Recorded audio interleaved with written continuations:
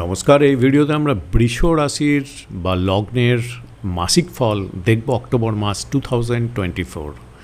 Current ট্রানজিটটাকে parameter ধরে, current planetary ট্রানজিটটাকে কেবলমাত্র parameter ধরে কি মাসিক রাশিফল হতে পারে আমরা এই ভিডিওতে এক্সপ্লোর করার চেষ্টা করব। মনে রাখবেন, এটা কিন্তু কেবলমাত্র কারেন্ট ট্রানজিটটাকে প্যারামিটার ধরে করা হচ্ছে, জেনারেল আইডিয়া দিচ্ছি। আপনার ব্যক্তিগত হরোস্কোপ ডিটেলস কতটা সাপোর্টিভ আছে কতটা নেই তার উপর কিন্তু ফল কম বেশি পেতে পারেন। তো জেনারেল আইডিয়া হিসাবে কীরকম দাঁড়াচ্ছে, ঠিক সামগ্রিক পরিস্থিতি কীরকম দাঁড়াচ্ছে তার আইডিয়া পেতে পারেন। আপনার ব্যক্তিগত ন্যাটাল কুণ্ডলী চার্টের সাপেক্ষে যদি ডিটেলস আরও জানতে চান, তার জন্য পার্সোনালাইজ কনসালটেন্সি চার্জেবল। এটার ডিটেলসটা আপনারা হোয়াটসঅ্যাপ করে জানতে পারেন বা ওয়েবসাইট অ্যাড্রেস থেকে ডিটেলস পেতে পারেন। তো বৃষর ক্ষেত্রে প্রথমে যদি ট্রানজিটগুলো আমরা দেখে নিই, শুক্র স্বগৃহী 13 অক্টোবর পর্যন্ত থাকছে, এরপরে 7th হাউসে চলে যাবে। খুব একটা খারাপ ট্রানজিট চলছে না, বোঝা যাচ্ছে। স্যাটার্ন বকরি হয়ে অনেক দিন আছে, এখনও থাকবে 10th হাউসে।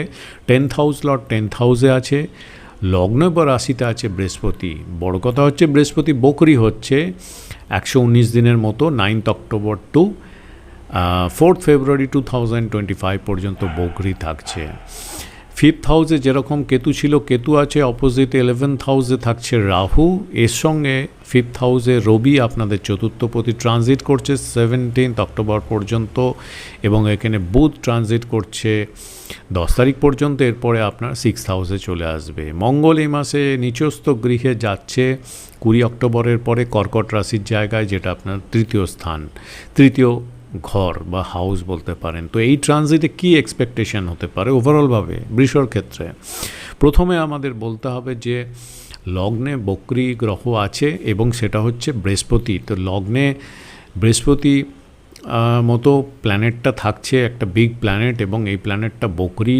তো এটা ইন্ডিকেট করছে যে আপনি যা কিছু করছেন পার্সোনাল ফিল্ডে, প্রফেশনাল ফিল্ডে, এখানে একটু দাঁড়ানোর, পজ নেওয়ার কথা বলছে এবং দাঁড়িয়ে ভাবার কথা বলছে যে কী কাজকর্ম করছেন সেটা সঠিক ডাইরেকশানে কি করছেন, তার জন্য ঠিকঠাক রেজাল্ট কি আসছে, ডাইরেকশন বা আপনার পাথটা কি ঠিক আছে, না কিছু চেঞ্জ করা, পরিবর্তনের দরকার হবে, কিছু চেঞ্জের দরকার আছে।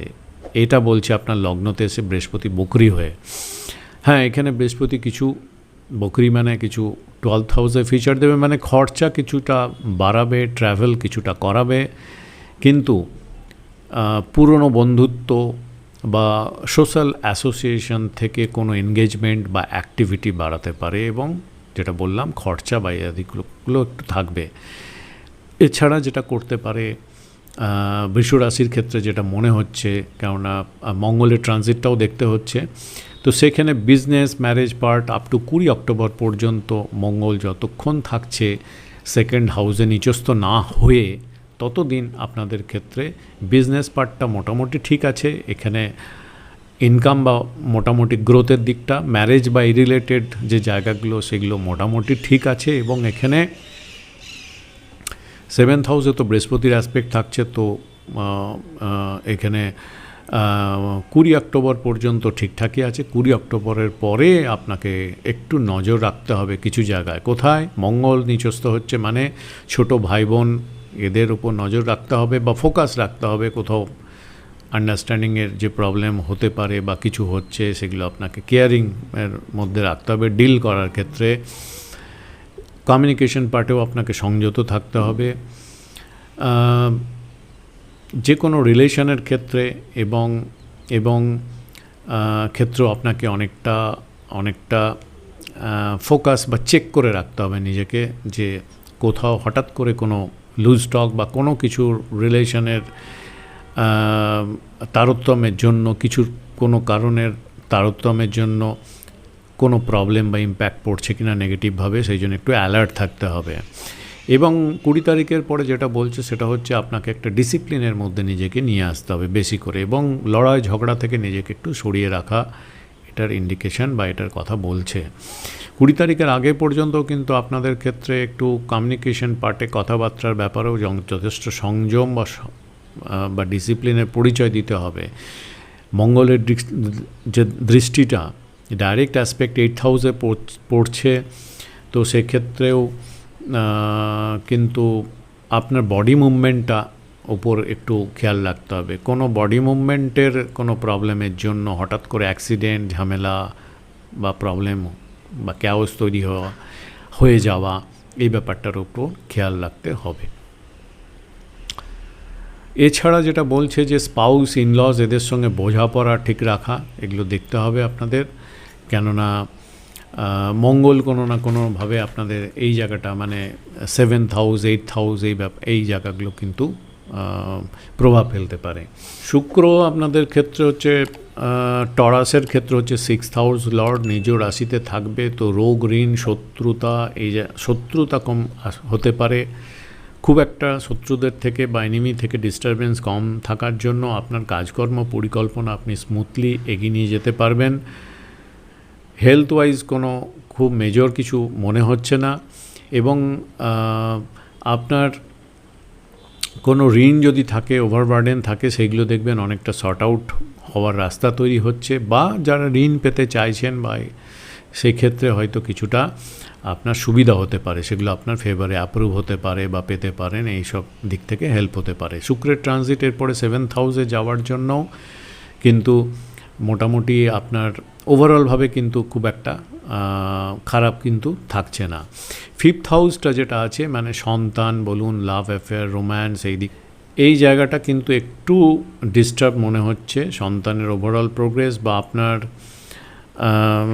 রোম্যান্স বা লাভ অ্যাফেয়ার, এই জায়গাটা কেতুযুক্ত থাকার জন্য, এবং সেখানে রবি আসা এবং অপোজিটে রাহুর অ্যাসপেক্ট, ইগো ফ্যাক্টর, বিভিন্ন মতের বিভিন্ন ধারণার কনফ্লিক্টেড হওয়ার সম্ভাবনা, এইগুলো কিন্তু কিছুটা দেখাচ্ছে। শেয়ার মার্কেট বা এরকম জায়গা থেকে যদি কোনো বিনিয়োগ করে থাকেন, এই মাসটা কিন্তু আপনাদের ক্ষেত্রে খুব একটা সুটেবল মনে হচ্ছে না, কেননা 5th হাউস লর্ডও কিন্তু এরপরে 6th হাউসে কানেক্টেড হবে। তো এই জায়গাগুলো একটু এই মাসটা একটু বুঝে শুনে এগোনো উচিত। 10th হাউসে স্যাটার্ন ভালো, ট্রানজিটটা ভালো, কিন্তু রেট্রোগেট আছে। রেট্রোগেট মানে 9th হাউসের ফিচার, সেটাও ভালো। তো ওভারঅল আপনাদের যারা চাকুরি বা করেন, জীবিকা নির্বাহ করেন, কাজকর্ম করেন, তাদের জন্য বেশ ভালো, খুব একটা খারাপ কিছুই নেই। ভাগ্যের সাপোর্ট থাকবে। একটু পুরনো কাজকর্মের উপর আপনার যে পুরনো পরিকল্পনা, ওয়ার্ক প্ল্যান যেগুলো আছে, সেইগুলোর ওপর একটু ফোকাস দিয়ে এই সময় করে নেওয়া উচিত, এটা ইন্ডিকেট করছে। বিজনেসের কথাটা তো বললাম। এছাড়া যদি বাকি এক কথায় যদি 4টে প্ল্যানেট, বিগ প্ল্যানেটের যদি ট্রানজিটগুলো আমরা দেখি, 11th হাউসে রাহু মানে হচ্ছে মানি গেটিং স্টাক, আপনার মানি কোথাও আছে, সেটা হোল্ড হয়ে আছে, স্টাক হয়ে আছে, এরকম একটু ইস্যু থাকতে পারে। 5th হাউসে কেতু মানে আপনার কিডস বা সন্তানের প্রবলেম অফ কিডস, সন্তান, এটা কিছুটা আপনাকে সমস্যায় ফেলতে পারে। 10th হাউসে স্যাটার্ন হচ্ছে নিউ ওয়ার্ক অ্যাসাইনমেন্টস হতে পারে, যদিও একটু ডিলে হতে পারে যেহেতু বকরি থাকার জন্য। এবং লগ্নে যখন বৃহস্পতি আসছে, যদিও বকরি হয়ে যাচ্ছে, ঠিক আছে, এমনি মোটামুটি ঠিক আছে, চেঞ্জ ইন অ্যাটিচিউড চেঞ্জ, এবং সেটা পজিটিভ চেঞ্জ এই মাসে হওয়ার সম্ভাবনাটাই বেশি, কেননা আপনাদের লগ্ন রাশিপতি যে ট্রানজিটটা সেটা কিন্তু শুভ থাকছে, শুক্রের ট্রানজিটটা। তো এই হচ্ছে জেনারেল ফান্ডা, মানে জেনারেল আইডিয়া দিলাম। আশা করি এইটা থেকে একটা জেনারেল আইডিয়া পেতে পারেন, এটা আপনাদের সুবিধা হতে পারে, ঠিক কীভাবে এগোবেন, কোন দিকে কতটা এগোবেন না এগোবেন, বা কোথায় আপনাকে চেক করার দরকার, কীরকম করা দরকার, সেইটা আপনি একটা প্ল্যান করে নিতে পারবেন। যদি ভিডিওটা ভালো লাগে একটা লাইক অবশ্যই করবেন, যারা নতুন দেখছেন সাবস্ক্রাইব করে রাখুন। ভিডিওটা পুরোটা দেখার জন্য অনেক ধন্যবাদ।